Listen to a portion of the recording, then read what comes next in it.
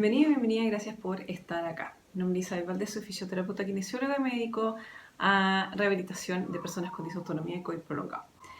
Hoy día vamos a ver una de las cosas que ocurren en algunas personas con disautonomía con respecto a la ducha. Primero vamos a ir viendo en este video lo que ocurre en una persona con disautonomía en la ducha y darte a entender también el por qué, ¿cierto? El por qué en algunas personas ocurre. Vamos a focalizarnos en este video en las disautonomías, sobre todo en las que tienen problemas de retorno venoso y tienen más sintomatología asociada a la parte cardiovascular. Recordarte que disautonomía es un término genérico que involucra los trastornos del sistema nervioso autónomo, son de variados tipos y la sintomatología puede cambiar en varias personas y también en una persona en un mismo día, lo que hace más complejo llegar a un diagnóstico. Pero vamos a ver por qué una persona con disautonomía se podría, por ejemplo, cansar o agotar después de una ducha. Veamos algunos contextos. Generalmente la persona con disautonomía que no conoce nada de esto, o que está recién diagnosticada, o que lleva normalizando esto toda la vida, hay cosas que por ese motivo puede ser que esto lo haya normalizado lo que ocurre en ducha, o por algo que ocurrió, un hito específico, su sistema se haya desconfigurado, por así decirlo, y esté en un proceso de descompensación donde el hecho de ir a ducharse la descompensa. Y aquí vamos a ir un poco a los tipos de descompensaciones en disautonomía, son bien variados, ¿ya? Se estima solamente que un 40% de las personas con disautonomía tienen sensación de desmayo o desmayo, pero existe un 60% que no tiene esta sintomatología. Cabe destacar que por lo menos en mis pacientes, un montón de personas, lo que ocurre acá es que normalizan y logran identificar realmente cuándo viene el desmayo o esta sensación de.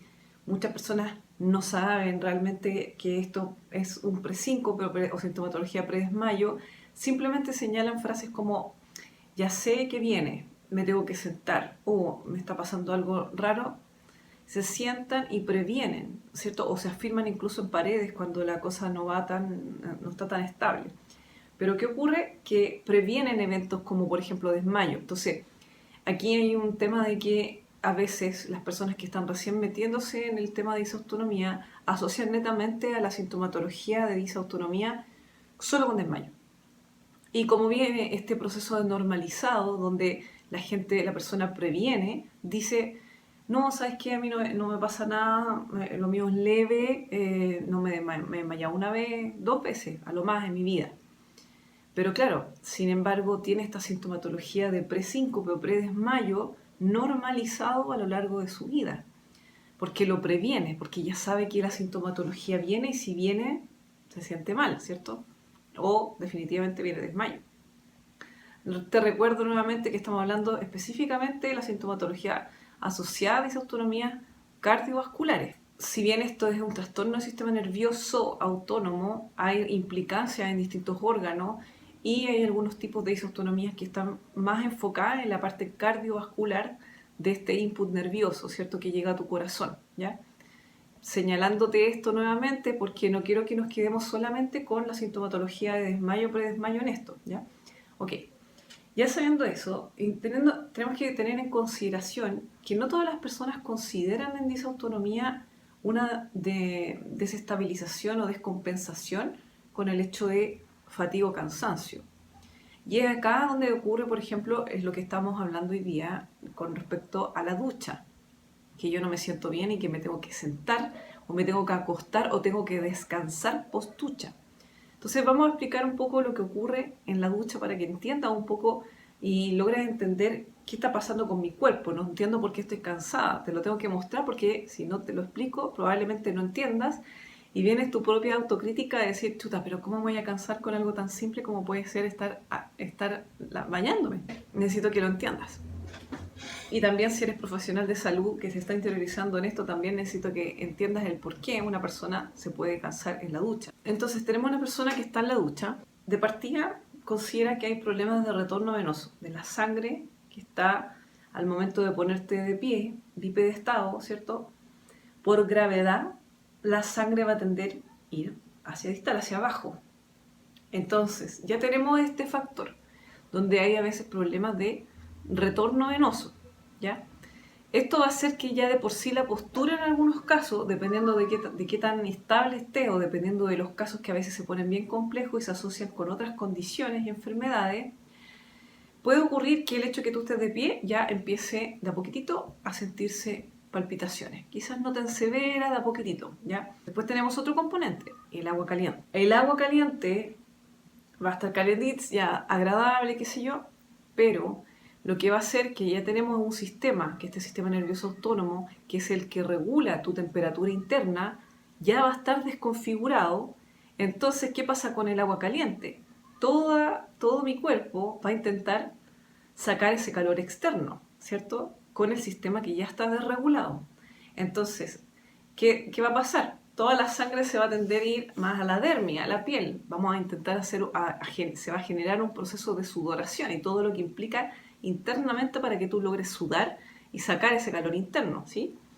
Entonces ya vamos a estar con esto deshidratándonos y, bueno, dependiendo de cada caso, si se ve el sudor, ¿cierto? Si es mucho, perdiendo electrolitos también, ¿ya? Entonces ya tenemos sangre, por un lado, distal en los pies, por la postura de pie, bipedestado, y por otro lado, por calor, en la dermis, está el proceso de sudoración porque estamos intentando regular tu temperatura interna, considerando que este sistema ya está desregulado, entonces la cosa se va a sentir más fuerte aún.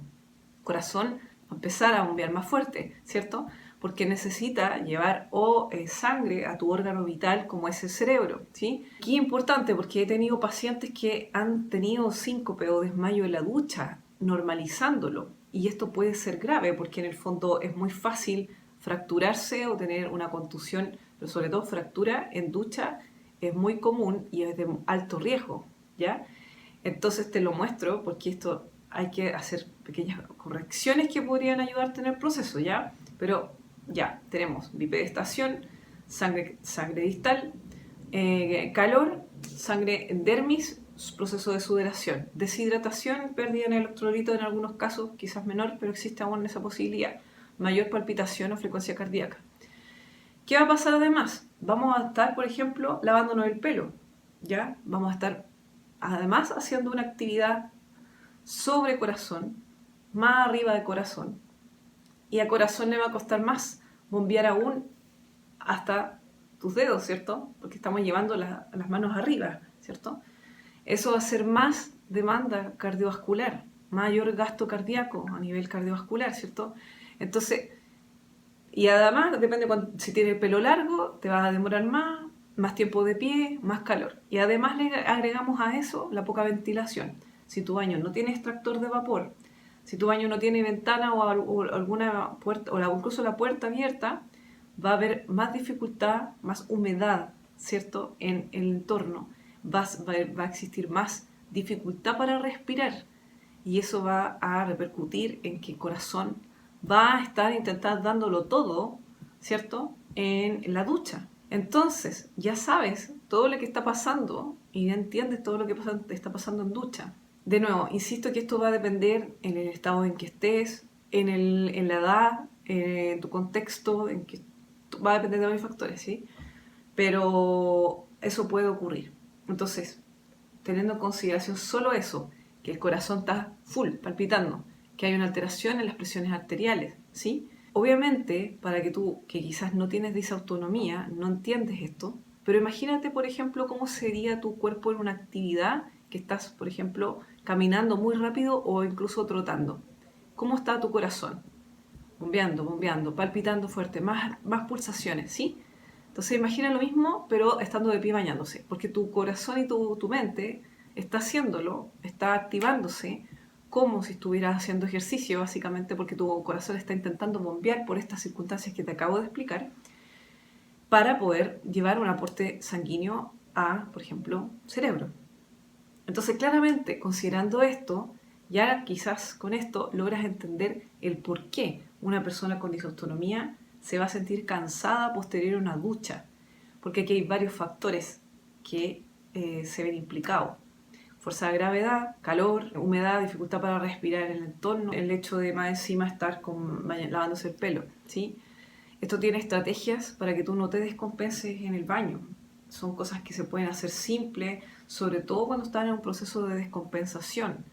Acá, cuando me llegan pacientes normalizando esto de que no, yo me desmayo todas las veces que voy a bañarme, esto por favor no es normal y es de alto riesgo de caída, por ende un alto riesgo de fractura u otras contusiones más severas, incluso a nivel de cráneo, ¿sí? TEC, abierto, cerrado, en algunos casos más severos. Esto es lo que ocurre, más que nada el video de hoy es para explicarte, para que logres entender tú quizás que tienes disautonomía, por qué me canso, ¿sí? Y quizás después en otro video vamos a ver lo que puede hacer unos consejos pre y post ducha. Así que espero que te haya servido este video. Comparte a aquellas personas que le pueda servir para lograr entender quizás y empatizar contigo de por qué ocurre esto. Deja tu comentario acá y suscríbete para apoyar al canal. Un abrazo y nos vemos en el siguiente video.